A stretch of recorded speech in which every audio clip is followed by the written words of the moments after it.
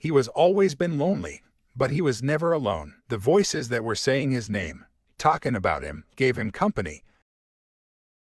The text gave him something to live for. But it's all gone now. It's all started when SCP Foundation was trying to investigate SCP-1346. It is simple corridor which is in 3.5 meters wide and 130 meters in length. At the both end of this passageway there is steel door which is 45 centimeters thick. This passageway itself is a seamless cement corridor having no other doors and windows. Due to the effect of this SCP, everything past 60 meters has proven impractical to maintain. Any electrical device will start to malfunction after you go beyond 50 meters. As a result, other half of this passageway always remains in dark. If any person goes beyond 60 meters, he will start to hearing clicking and tapping and other mechanical sounds. SCP Foundation is unable to figure out source of this sounds. Once any person goes beyond 60 meters, he will start feel uncomfortable and will become scared. Suddenly fear will consume him and he will return back from the hallway. No person was able to reach end of the hallway except one, SCP-3031. One day Foundation decided to send SCP-3031 into this passageway. SCP-3031 was able to reach end because his anomalous nature of being immune to any kind of fear. Thus make 3031 perfect candidate to travel across this passageway. When he reached at the end of this passageway, he started hearing mechanical sound. Due to his ability to not develop any fear, he was able to reach at the end of it. Once he crossed the door at the end of the hallway, he never come back.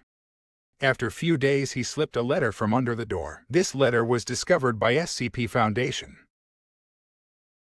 In the letter there was a message by SCP-3031. He claimed that he reached at the end of the corridor. He knows what was the beyond that door. He said that at the end of the passageway there is a prison. And he is current inmate of this prison, since it must always have at least one thing inside it. He saw last inmate of this prison getting out. He claimed that he couldn't describe him. If he talks about it, it will come for him. Thus confirmed that previous prisoner was none other than SCP-2521. Hello everyone, today we are going to talk about SCP-2521. I know I am taking risk by making video about this SCP. This video may be deleted anytime soon due to the nature of SCP-2521. You will know it in this video, so watch it till the end, or else you may never find this video again in future. We are trying out best to protect this video at all costs, so you may find some glitches in the video. SCP-2521 is a large creature. Its height is almost twice as normal human. Its entire body covered in layers of tendrils similar to ribbons. These ribbons are sticky in nature. It makes it easy for this SCP to grab things and humans. SCP Foundation is not sure if the entire thing is made up of ribbons, or there is a human-like creature wrapped in it. SCP Foundation is not able to contain this entity since it has ability to pass through the walls. This creature is sentient and understand words, but he gets confused when presented with images or other nonverbal forms of communications. It fails to react to any form of images, such as pictures, charts, and marks. As a result of this, it can only be described via ideograms and images. We cannot describe him in words. If we do, he will come for us. 2 experiments were conducted for SCP-2521 so far. In the first experiment, Class D personnel was placed inside a room alone. He was demanded to observe images that were describing SCP-2521. After looking at the images, he was asked to write them in the form of text.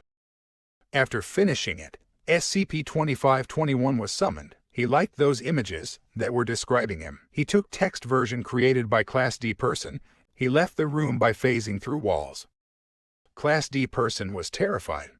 SCP-2521 is very sensitive to any information about itself. Its own origin is a mystery even to itself, not knowing what it is, what its real name is, or where it came from, which saddens the creature. It is not evil, but just wants to know about itself. That's why it steals documents and people who described it, in order to find information about itself. In the second experiment, another Class D personnel was asked to describe the images in oral verbal form. After describing it, SCP-2521 manifested through walls, and he wrapped that man into his ribbons. That man struggled, but it was difficult for him because of sticky ribbons. SCP-2521 left the room with him. After this incident, SCP Foundation declared some protocols to monitor exchange of information about SCP-2521 within Foundation.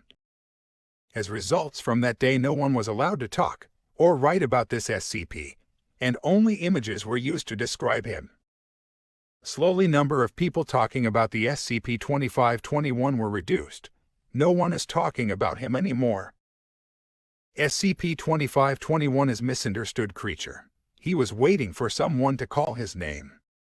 All he ever wanted was to be called by someone. He waited. He was hoping that someone would learn about him and allow him to know his true nature.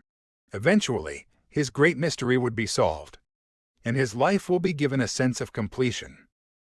He had always been lonely, but he was never alone. The voices gave him company. The texts gave him something to live for. Now that no one is calling his name, he is abandoned in an empty world. He has no one to talk to, and no one to suffer with. His life means nothing. Without anyone to describe him, he is nothing, and he always will be. Wait, what is happening? Why is he coming this way? Oh my God, from where these ribbons are coming from. This is impossible. I didn't draw this. He is here. I gotta run. Don't forget to like and subscribe.